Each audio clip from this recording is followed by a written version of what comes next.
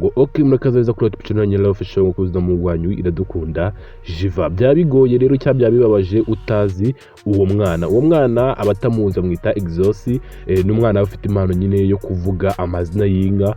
Wa mwana ushobora kujya mu bukwe akayobora ubukwe, agatanga umugeni cyangwa se akamukura kwa sebukwe.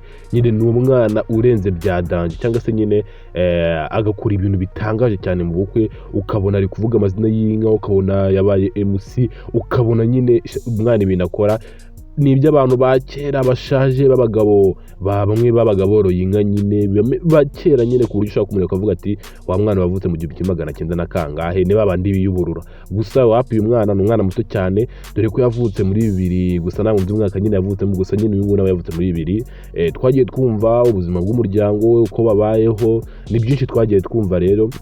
Gusa uyu mwana rero uko mubizi hari amatsinda ubundi agiye akomeye cyane hano mu gihugu cy'u Rwanda, Molex Kids buriya twavuga ko ari itsinda rikomeye cyane nabyo rifasha abana, ndetse na Sherrie Foundation niyo matsinda ubu ngubu ya mbere mu gihugu cy'u Rwanda akomeye kandi afasha abana.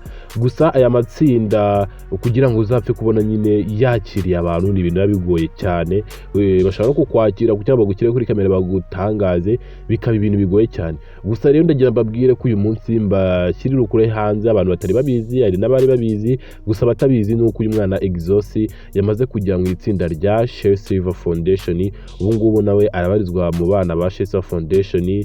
Nibajya kubazana ibyamamare uzajya ubona Exos azaza. Gusa nyine muri Sherrie Foundation Exos ntabwo yagiye nk'umuvuzi cyangwa se nk'umwana nyine ufite impano yo kuvugira inka, cyane ko Exos azi no kubyina. Abantu bajya babona amavideo yiwe, ni umwana ufite talent mu kubyina. None ari abana muri Sherrie Foundation ntabwo ari abana bavuga ngo bano bana ngo bafite impano ngo yo kubyina gusa, oya usanga nimba acuranga ingoma afite n'impano yo kubyina, bose bahuriye ku mpano yo kubyina nyine, icyo kintu bahuriye. Gusa nyine nimba uzi kuririmba ugomba unamenye kubyina, kandi mwabonye ko Exos naze kubyina cyane. Ubwo rero muri makeya abantu batari babizi uyu mwana Exos, dore n'amafoto ngayo ikibigaragaza, yamaze kugera mu itsinda rya Sherrie Foundation. Ikibazo nibaza, ese wowe urabona uyu mwana azabasha kwamamara nk'abano bana ba Denzo bande bose bagiye muri Sherrie Foundation bakajya bajya mu ngendo, bakajya mu ndege agasohoka akajya hanze, dore ko uyu ni umwana uri kumwe cyane n'umuhungu wita 7 Fingers batamuzi.